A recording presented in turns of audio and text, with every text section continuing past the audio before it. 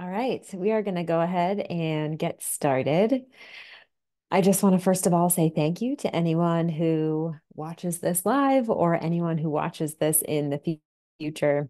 I hope that this information is not only valuable to you, but as all things in spirituality, may the merit of our work benefit all living beings everywhere on earth. So thank you so much. Um, so my name's Carrie. I'm actually going to share my screen and share a little overview of myself. I practice Ayurveda, um, and I can't remember how to share things. Mm, hmm. Oh, here we go. Okay, there we go. Okay, great. So that's me. Um, and my unique story of how I came to this work. I am blessed with a very sensitive body. I wasn't always aware of that or honoring of that as my childhood went along. I got severe scoliosis when I was about 12 years old. I wore a brace for a good period of time during my menstrual maturity period. Um, and I avoided surgery that way. Um, I was always described as very gifted and wise. I spent a lot of time in my room playing in what I would call tombs of mystery or spending time with my ancestors, kind of speaking to people who are no longer with us. Again, just totally unconsciously, totally just came naturally to me. Always loved nature. I am a former athlete, so as time went on, I caught the athletic bug and I did some music and things like that, but I wanted to be more involved in school sports and those kinds of things. And so I was very disciplined and athletic in that way. I still am today, and that's definitely something that we'll talk more about as far as Ayurvedically how to do that. I'm incredibly sensitive emotionally, and I have some elements of clairvoyance that I've been able to re-access through the work and studying that I've been doing. Uh, Unique qualifications. I am the child of two physician assistants. That's what PA means. I learned a lot at home about the body and medicine. I remember getting flu shots in my kitchen.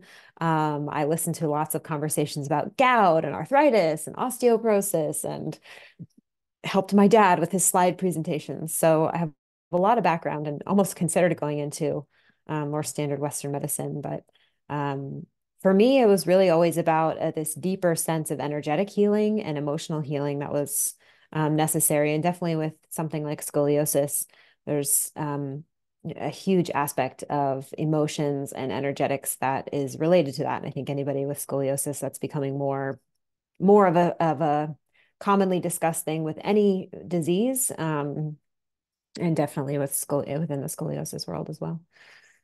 So I majored in human development and family studies at my University of Connecticut here in the USA, where I live.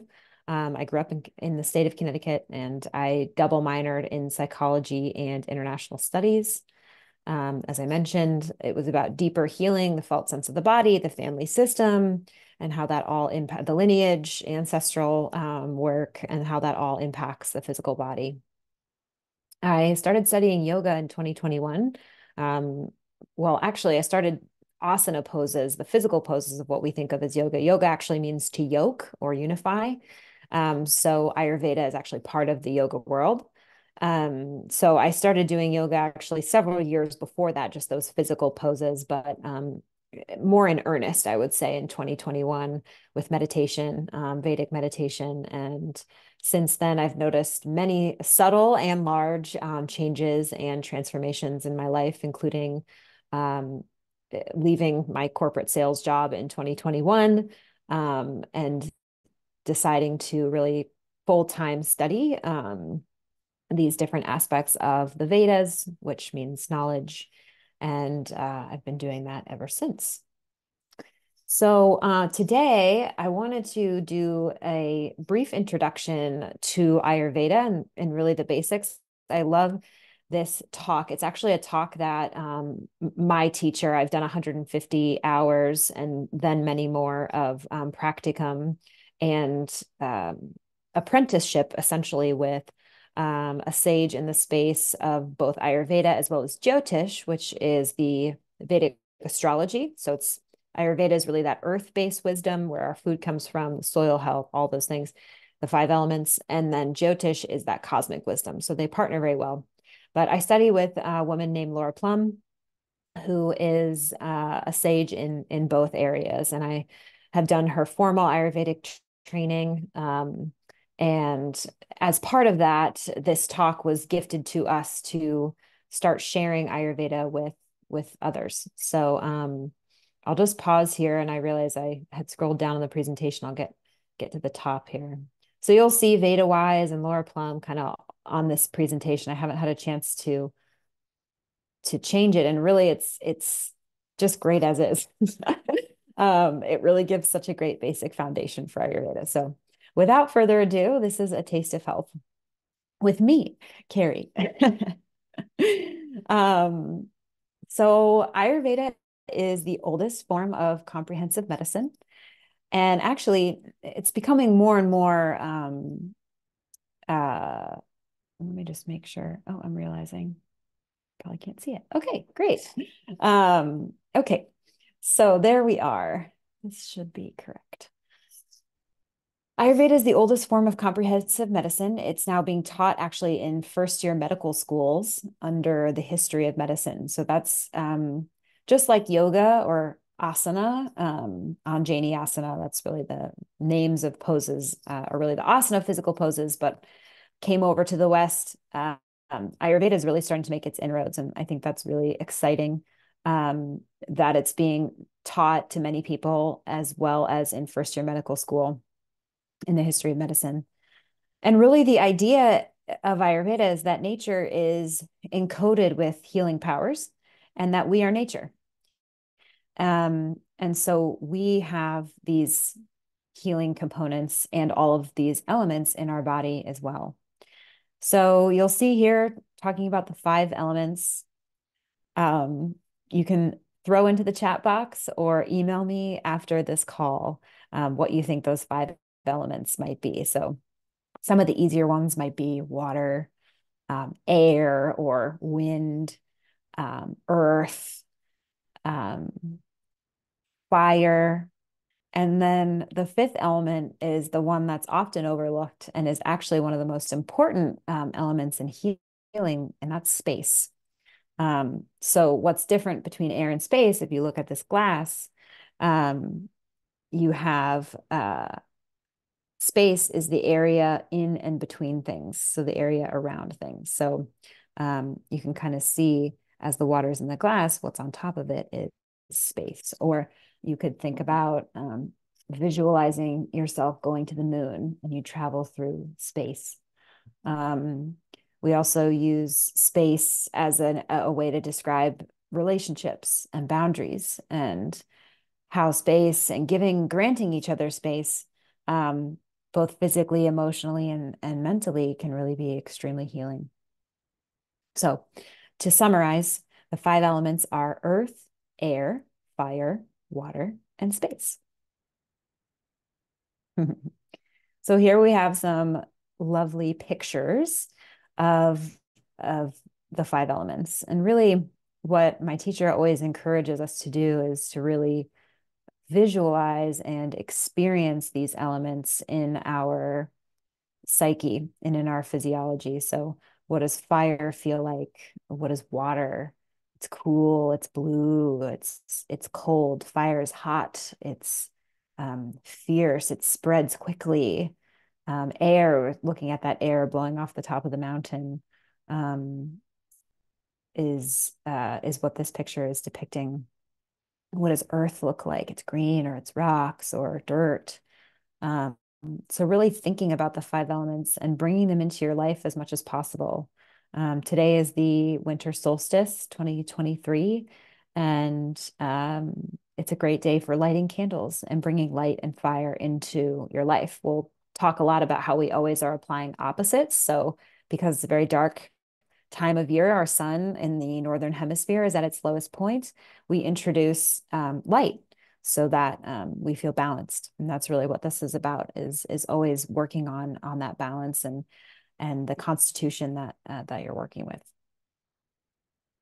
Another example, so I've recently moved back to the East Coast to Maryland. I met my husband in DC and we moved to Colorado together. And Colorado is extremely dry. It's light, it's high up.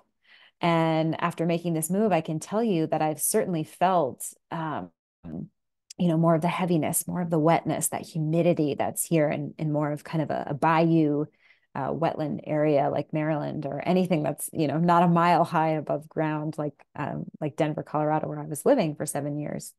So we can really experience these things, and we can notice in our immediate environment what the qualities of that environment are. Is it light and dry? Or is it more heavy, wet, and cold? Is it somewhere in between? And you can really feel those differences as you start to notice them. So now that we have the five elements, everything else really feeds on top of that. And the five elements make up these bioenergies, which we call doshas.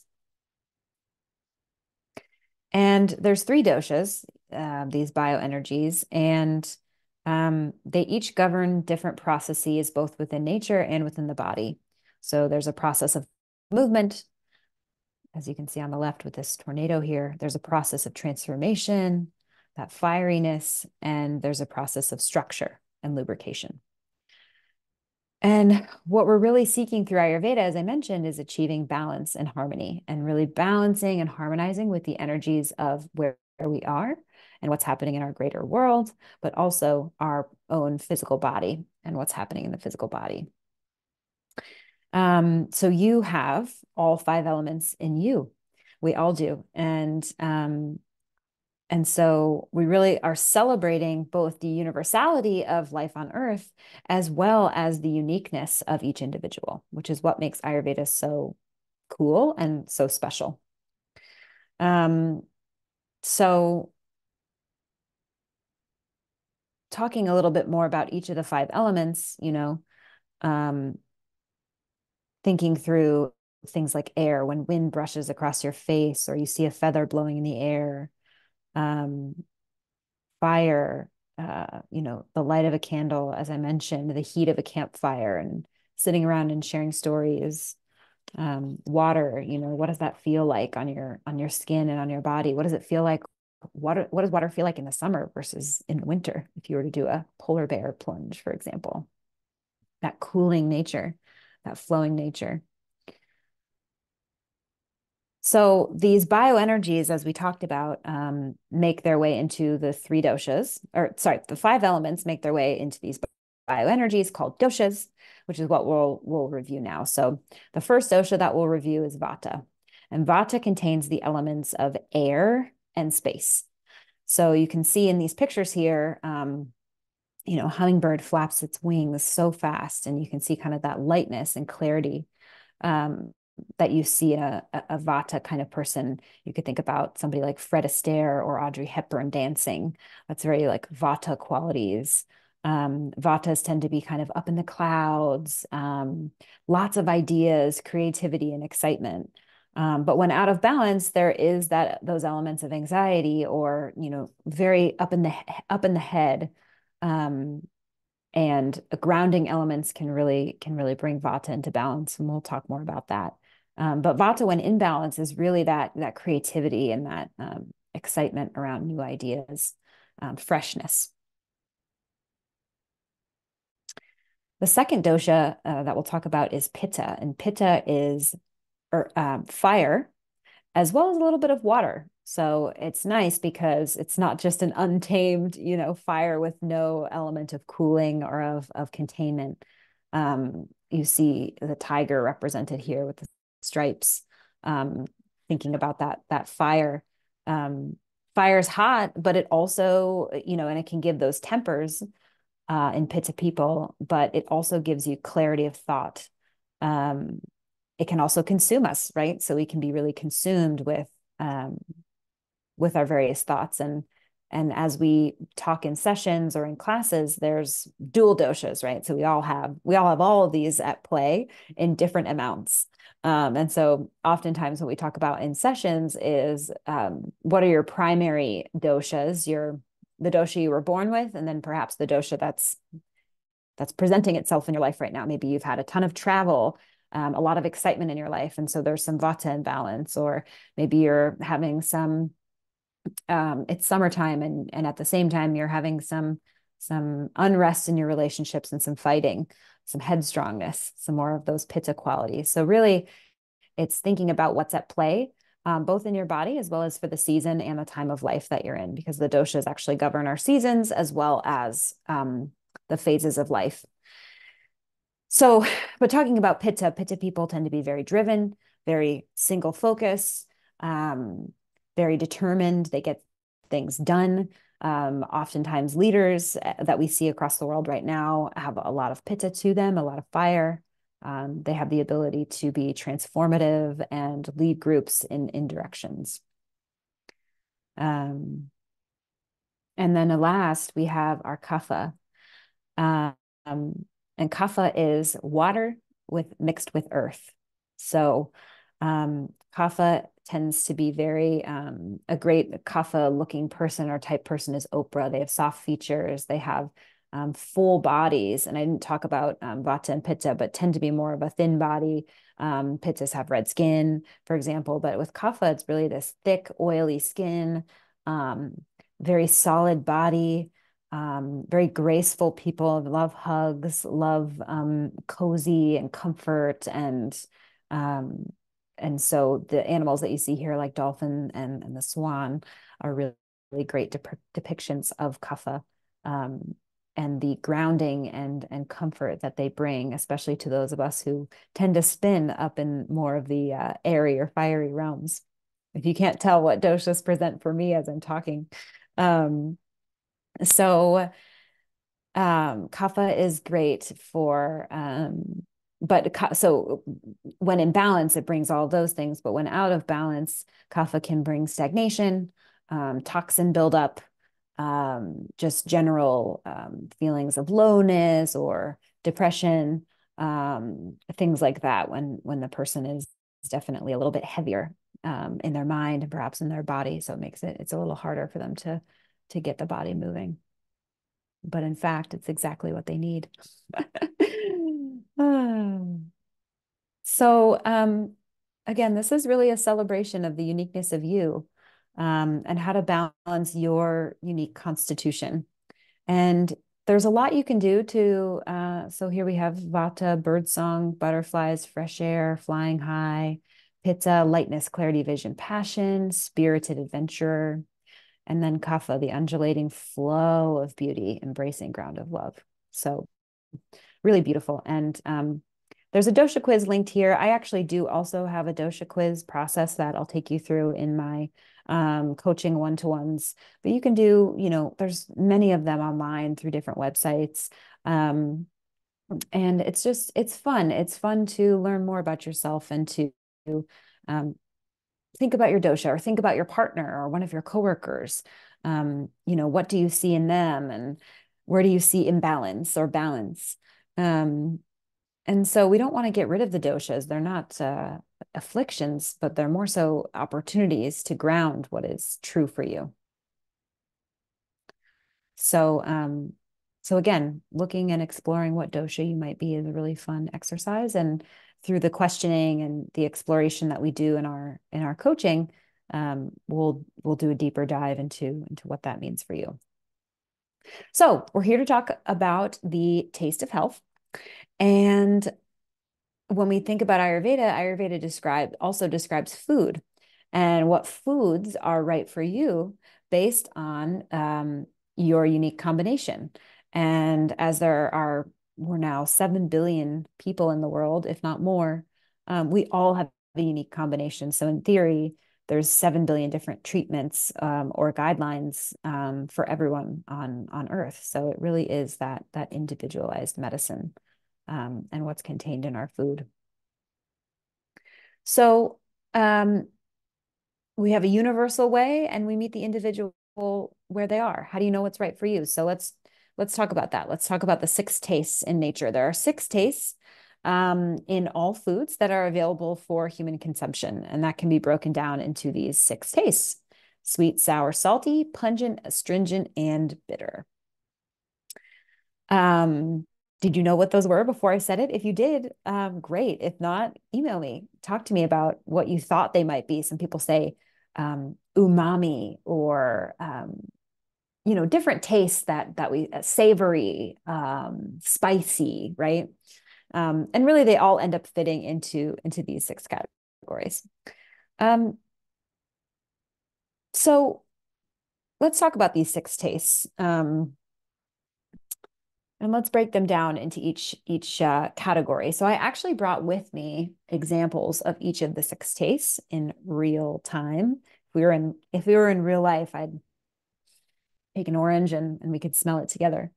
Um, but let's walk through each of them and kind of break it down. So the first is the sweet taste, and that's why I brought here this orange. But what's surprising about the sweet taste is actually the biggest taste that we use. It's all of our grains, our fruits, our roots, nuts, dairy, meat. You wouldn't think of meat as sweet. I certainly didn't before I learned that. I was like, wow, that's so interesting. And the sweet taste is actually kind of bland and neutral, rice, thinking about a bowl of rice. Um, the sweet taste tonifies and builds tissues. And so that's why it's the greatest proportion of our foods, so that we feel nourished, we feel fed. Something I always tell people that they find interesting is children actually crave the sweet taste even more than adults, right? They're not attuned to something like a bitter taste yet. And we'll talk about why and the function of the bitter taste, but they're looking to grow their tissues, grow their organs, all of those kinds of things. So of course they always want pasta with butter and cheese or carrots or and this doesn't mean sugar, right? Lollipops and cookies and all those things. We know the impact that has on all of our brains and most particularly children because they're so vulnerable to sugar overloads. But really satisfying that sweet taste helps to calm the body and let it know that it's well fed and it can continue to build and tonify its tissues. The sour taste helps us to digest, so it brings in the element of fire. Anything fermented like yogurts, citrus. I brought with me here some unfiltered raw apple cider vinegar. Of course, there's lots of different kinds of vinegars, red wine vinegar, white wine vinegar, etc., that you can use. And tomatoes, alcohol. Alcohol brings a lot of fire. As we probably know, you have a sip of alcohol and it's like you're already sweating, or that's me anyways, as such a pizza. I have like one sip and I'm already hot. So the sour taste helps to, so doing something like squeezing some lemon or some lime over our food or adding some ginger. A lot of what we talk about in Ayurveda is strengthening what we call Agni, which is the digestive fire in the digestive tract. So we always want to make sure that fire is strong. And so we can do that in many ways. One of those being things like squeezing some citrus over our food. And you see that with, fish and lots of other dishes. So salty. The salty taste actually begins the digestive process by bringing water to the mouth. The salty taste is fire and water together. We can see that in, of course, salt, but also fish, seaweed, sea vegetables. I actually brought here something called wakame, which is a sea vegetable. Great for this time of year for wintertime when we're low on fresh food. It gives you that minerals and things, nutrients that you need. It can be dried, so you can have it even deep into the winter. So I'll use this on like a rice bowl or something, sprinkle it on top instead of salt, for example, or in addition to salt if I need a lot of salty taste. Celery is always a surprising one. Celery actually brings salt to the mouth. It brings a salty quality into the cooking. So if you're using celery, you can definitely reduce the amount of salt that you're flavoring your food with. Next, we have the pungent taste. Onions and garlic are two classic examples of pungent. It's basically spicy, heating. Gives you that anything that's kind of fiery and peppery. So if you've had radishes or watercress, thyme, oregano, and basil, these are great digestive aids. You won't see a lot of garlic in like yogi places in India, or Ayurvedic clinics. Onions and garlic are thought to be impure and not something that we would eat because they clog the channels. But for everyday use, it's really great. I love throwing in garlic with like a roast chicken or something like that. Um, and it provides a really nice balance. So we'll talk a little bit more about the seasons, but definitely you start to see, what something like a watercress and a radish, for example, are spring foods. So we see a lot of pungent and bitter foods in the spring. And we'll talk more about the seasons in just a minute. Astringent. So have you ever put a whole spoonful of peanut butter in your mouth and you can't open your mouth? It's stuck because it's drying. The astringent taste is drying and you have no water in your mouth. You're like, no, no, no, no, trying to open it. Or you're trying to get your dog to look like it's talking. So the astringent taste is different than the sour taste. It has a little bit more of that drying quality. Pomegranates, apples are astringent, secondary sweet. So a lot of foods have a primary taste and a secondary taste. Cauliflower, beans, and legumes are probably one of the most, I would say, well-known astringent tastes. I brought here with me some yellow split mung. Let's see if I can. These are yellow split mung beans. These are used all the time in Ayurveda, not only because they're astringent, but also because they are incredibly easy to digest. And the astringent taste is really important because it's cleansing. So these beans and astringent foods actually act like, and you can smell these. If you ever use yellow split mung beans, they almost smell like soap. That's because that's their effect on the body is that they're actually going in and scrubbing all those tiny tubes that you have in your intestines and your colon. So they are incredibly effective. I order these online if you're ever curious. I'm happy to show you where I get them. I also brought quinoa, so I did a double astringent look today. So quinoa, that teeny grain that really puffs up when you cook it, also has those astringent qualities as well. I love pomegranates. I love those pictures. So pretty. That's a good time of year for pomegranates too. Oh, I got just another note on astringent, like the brassicas are also astringent. So like kale, broccoli are also astringent and cleansing. Legumes, beans, we talked about that.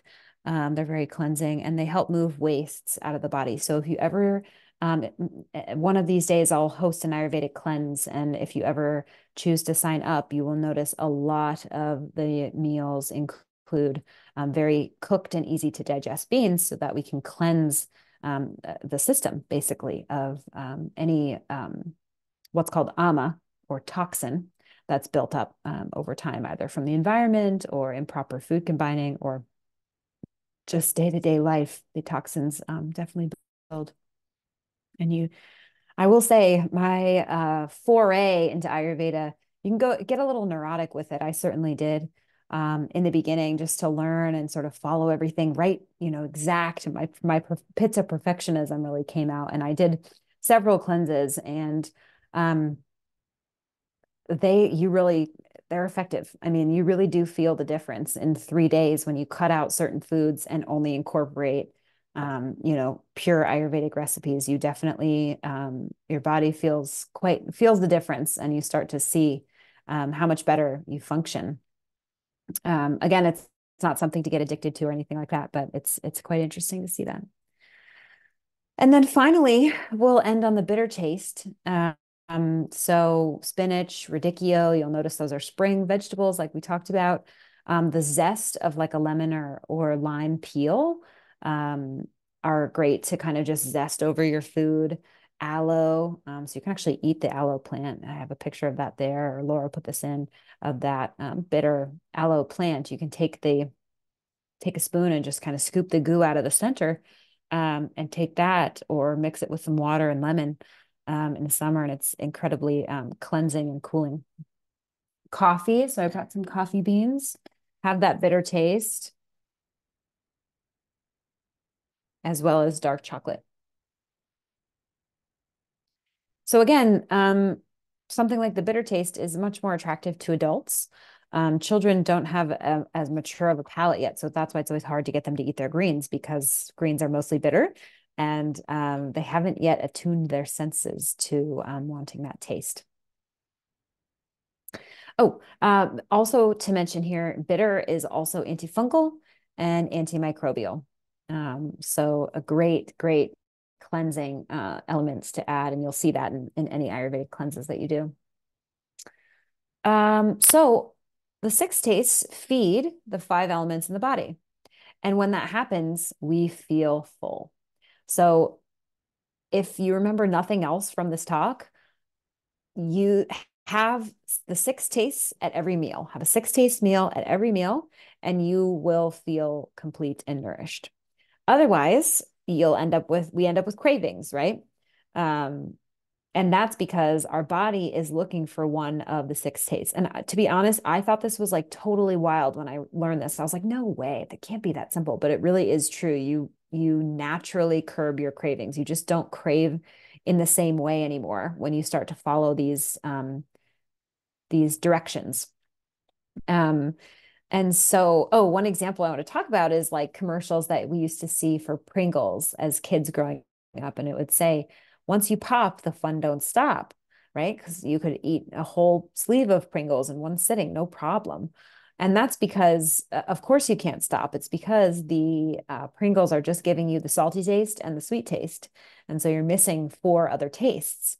Um, and so it's that feeling of like you're eating but you don't feel full. You're still hungry. Um, and so uh, and so having all six tastes at the meal will help you to feel that. So talking about the six tastes and the five elements, mainly, as I said, we eat sweet, we eat astringent, and we eat bitter. And then the other elements, sour, pungent, and salty, are added on top. So a six taste meal doesn't need to be complex. When we're looking at, let me just check my notes here, make sure I'm covering everything. Salt brings water to the mouth. Oh, it improves our taste. But of course, too much salt makes us hot, right? Salt is water and fire, and too much salt can make us hot. It can raise our blood pressure. So we want to be careful of that. Pungent is fire and air. So as you can imagine, fire mixed with air really encourages circulation in the blood, which can be good for, again, for cleansing and moving things to the organs of elimination. Astringent is air and earth. Again, it's that those scrub brushes that are helping to clean. And bitter is air and space. So that's really the lightest of all of the tastes. So these go in order from heaviest to lightest. And bitter is really cleansing and purifying. So when we eat all six tastes, we feed the whole body. We have good thoughts, we have good feelings, we have good emotions. I can really attest to this. It's amazing how connected we are to our food and how much our food can influence our emotions, right? Think about how you felt on a hot summer day. You were out maybe drinking some alcohol with your friends and ended up getting in a fight with somebody, right? Just too much heat, too much heat. So it can be interesting to look at these things because we can reflect back on experiences that we've had and wonder, oh, I see. I ate that and then this happened and here was the weather and this is where I was. And it can become fun and easy to put those factors together and then realize, okay, when I'm in this type of situation or it's this hot outside, here's what I need to do to keep myself balanced. Or when it's cold outside, I get, cold hands and feet. Need to increase my circulation, make sure I stay warm. So I won't belabor the point anymore, but the six tastes are really what's so key in keeping yourself full. So it doesn't have to be complicated. Here we have a six taste meal. We have the sweet taste with the rice. We have salty with the fish. There's a sauce here that's using lemon. We have onions and peppers for astringent, leaves, or sorry, for pungent, and then the leaves and the bran for bitter, and the green, the leaves and the bran, and then the greens for bitter. Excuse me, starting to get tired. So this is a one pot meal. It doesn't have to be super complicated. It can be a meal that you already have where you just say, oh, let me just squeeze a lemon over top, or oh, I need some bitter here. Let me grate the peel of the citrus in order to bring in just a little bit of that bitter taste, where I might not have any greens on hand, or I don't have another way to access um, these tastes. So it actually can be, it is quite simple. Okay, so the seasons, the doshas actually also govern our stages of life, but they also govern our seasons as well. Um, so we have these four seasons of health. Remember our doshas, vata, pitta, and kapha. And so in the summer, what is it outside? It's hot, it's dry.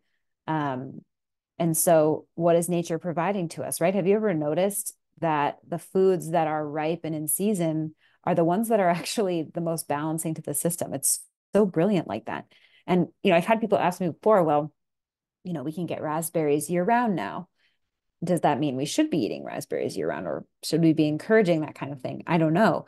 I don't need raspberries in the middle of winter, but I certainly love having them in the middle of summer when they're cooling and astringent. Um, so, we can think about those things, and you can taste the difference of food when it's in season versus when it's not in season. And certainly the encouragement is that we eat in season, not only for the freshness and for the respect of our land and crop rotation and those sorts of things, but also because that's the medicine that's going to be the most helpful to us. So in the summer, we have lots of, we don't want to cook a lot, right? It's too hot in the house to bake and do breads and soups and things like that. So we're having a lot more salads and raw food, which Ayurveda isn't huge on raw food, except in the spring and summer when foods are really fresh. Ayurveda recommends that we cook and spice our food for the most part to make it easier to digest. It kind of starts that breakdown process before it even hits our mouth and our stomach. But um, for something like the summer, we have parsley, we have cucumber, we have cantaloupe, we have watermelon. They're just juicy and refreshing and cooling. So we can start to really notice and follow a seasonal menu. And that way, the other thing I love about it too is you never get sick of anything. By the time you're like, wow, I can't eat another strawberry, which honestly never happens to me because I love them so much. But let's say a sweet potato, for example, you're already into the next season. And sometimes I have things that I love so much. Like I have a lot of vata, so I love like bread and yogurt and milks and things like that. But when it starts to get towards spring, you just really don't want it anymore. And sometimes it can be hard to let those things go. And maybe you've developed a routine throughout the winter of having your spice milks and really and staying grounded in that way. But it's time for spring. It's time to eat some bitters and let go and start to go out, and um, you see the water melting into the earth and play sports, and the sun is coming back, and it's just a wonderful time. So each season really has its day and its time, and there's supportive foods that are always being provided to us, in spite of it all, right? You can be so worried about the state of the world and things that are going on, but you go to your market and you just see food loving you, and it's always there. It's never going anywhere, and it's just such a steadfast thing. So I really love that notion. In autumn, right, where it's windy. So right now it's December, and it's, gosh, we had so much wind the last couple of days. It's like where I live, there was just stuff getting blown everywhere. And it's cold. I've got my space heater on right now. I've got a nice cozy fleece, and It's kind of a time with blankets and cookies and the sweet taste and comfort and sweet potatoes, and rices and all those kinds of things, in the fall. And then actually, we move. So there's three doshas, right? So kind of in Ayurveda, we're looking at three seasons because the doshas kind of overlap each other at different areas. So right now we're in December where I live in Maryland, and it's Vata season. But now today, right, we're moving into winter. And winter's kind of this combination of Vata, that cold, dry, um, windy feeling, but it moves into more of a Kapha, um, type of season as more snow starts to fall, as you look into February and March when things start to get wet. So the commonality between Vata and Kapha is cold. The difference is Vata is dry and Kapha is wet. So Vata people we like to do abhyanga, which is covering our body in oil and taking baths. Kapha people, it's more like sugar scrubs and vigorous scrubbing of the body, or doing dry brushing, because they're just have so much of the water and earth element in them already, and we can see that reflected in the season as we move towards that now. And so really what the winter is about is that warming and that spiciness. So we start to actually like spice up our food with a lot of ginger or red pepper flakes, and these are things my husband likes year round because he has a lot of kapha. But I can only do in certain seasons, right? Because I'm more pitta, I'm more hot. So I need to keep it in check when it comes to spiciness. So so we can start to see and then of course springtime is full on kapha season. It's, it's getting warmer, but it's still got that wet, heavy coldness of winter. It's not quite there yet. And then as we get to the latter half of spring and into the summer, we're of course moving into pitta season with the hot weather. So yeah, so spring is definitely full on kapha season. We want the light cleansing foods. We want beans, we want brassicas and broccolis. We want really, if you're going to consider doing a cleanse, spring is a great time to do one. I mean, you could cleanse any time of year, but definitely in the springtime, you'll notice the body starting to get ready to lighten up, melt fat, and that definitely starts to take place. I know everyone makes New Year's resolutions in January to start going to the gym, but it probably would be good to maybe wait until March, for example, to start thinking about that kind of thing and getting into a routine. So we're just a few months off, because by January we're still kind of hibernating and we still want to be sleeping and relaxing and keeping our weight for a few months longer while the winter goes on until we start to lighten up and cleanse the body. So all these are from a blog that I love. My teacher put it together, food-alovestory.com. There's hundreds of Ayurvedic recipes there, and I often will repost those on my social media, and I use them a lot in my own cooking too. And I use them a lot to kind of interpret and make some of my own recipes that I'll share with you as we go along. So I want to finish on just some spices. Spice medicine is huge in Ayurveda, herbs as well, herbs and plants. But definitely she highlighted these spices, and I love that because most people have these in their cabinets. And so it just goes to show how easy it really is to start incorporating these things and start using your spices. I mean, sometimes we think our spices can stay on the shelf for 5 years, but really we want to use those spices. We don't want them sitting there for years on end. We want to use them within the year and keep them fresh. And so start looking in your spice cabinet, see if you can see any of these things and start to use them. So a couple just to highlight, ginger. If you have seen my social media, we've done lots of ginger tea making. It's really the universal medicine. It helps with inflammation. It's what we call a sattvic food, which is a food that brings peace and harmony to the body. It's great for weight loss, stress. Ginger is just really one of those all around circulation and metabolism. sometimes one of the protocols we'll give people is a combination of ginger, cinnamon, and honey that you can have after your meal, which is going to boost circulation and metabolism. So great for weight loss, which is often a signal of kapha imbalance, to excess weight. Um, Something like turmeric is really also a magic spice. I notice myself, if I don't have turmeric for a couple of days, I notice. I can start to feel it in my knees. I can start to feel my body starting to ask for it very politely. Turmeric is also an antioxidant. It's great for the liver, immune system, arthritis. It regulates blood sugar. It fights brain corrosion. I mean, the list could go on for turmeric, and just a teaspoon a day can really keep things at bay. Um, some of these other ones, maybe you haven't seen, things like a fenugreek or asafoetida, also called hing, Hing. Excellent for cooking with beans, asafoetida. So beans um, by nature are a little bit hard to digest, but when you cook them and spice them appropriately, they can be, they're broken down and become incredibly easy to digest.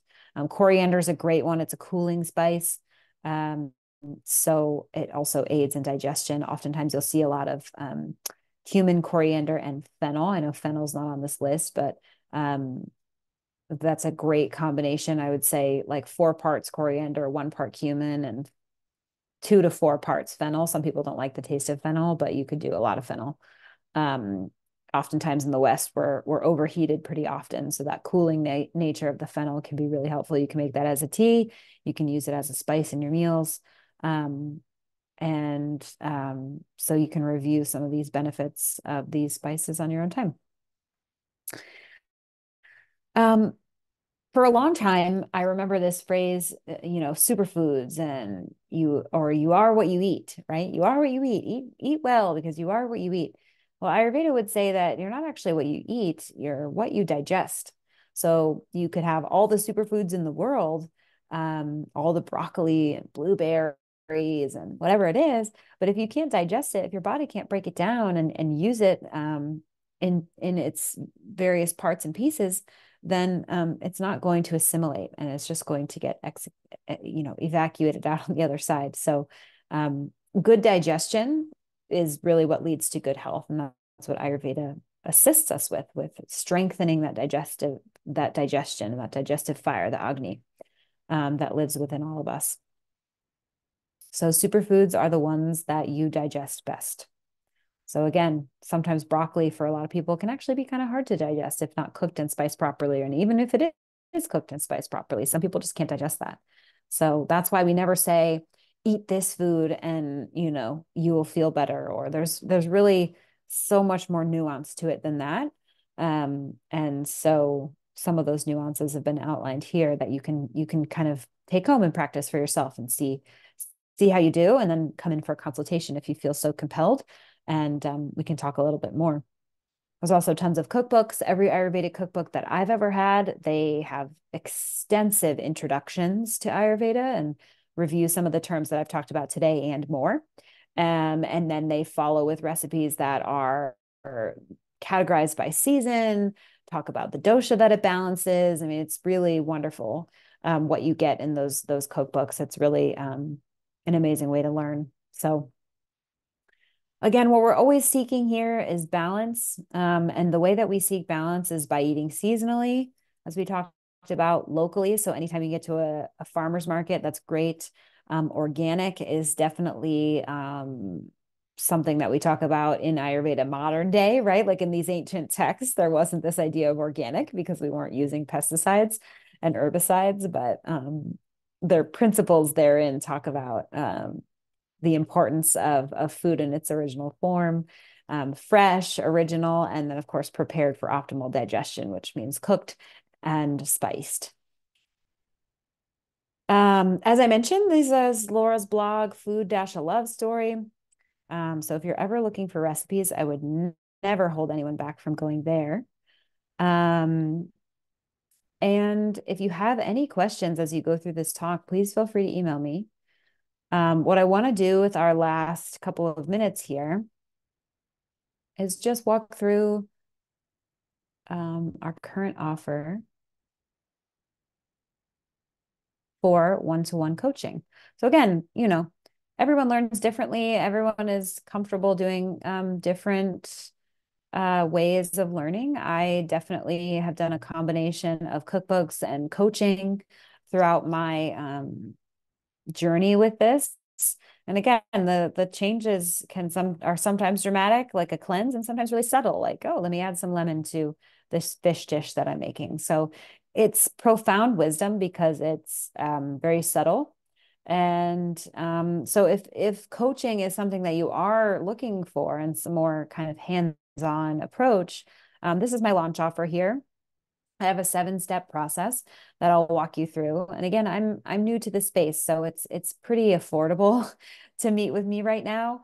Um, and I'm offering these for $100 through the end of the year. And that includes one initial consultation and one follow-up consultation. As of the new year, I'm not exactly sure what will be happening with the offering, but it will be evolving. Pricing will change, all those kinds of things. So given I'm just starting out, I wanted to offer this to people at a pretty affordable cost and really for myself start to iterate on my process. So I appreciate any support that you might be interested in providing in these early stages. So Ayurveda coaching, we have 7 steps: prepare, explore, experience, integrate, iterate, and reflect. That is a process that's proprietary to me. You receive 2 questionnaires throughout the process: a preparation questionnaire, intake questionnaire, and as well as an integration questionnaire at the end. And so you can go through, see if you're a good fit for the offering, look at the qualities of my approach. Again, the additional details and pricing, the 100 is down here. Right now, these are via Zoom, but if you're in Montgomery County where I live, we could definitely do that in person as well. Here's the registration details and terms and conditions. So thank you so much for joining me today for A Taste of Health. And I hope the information and the basics of Ayurveda are helpful to you and something that you can immediately apply in your own life. That's really the idea with this is start to apply things, test, and see how it goes for you. So I hope that I get to meet you personally soon, if I haven't already. And again, thank you so much for joining A Taste of Health with Friedman Ayurveda. Again, I'm Carrie, and look forward to seeing you at another one. Thanks.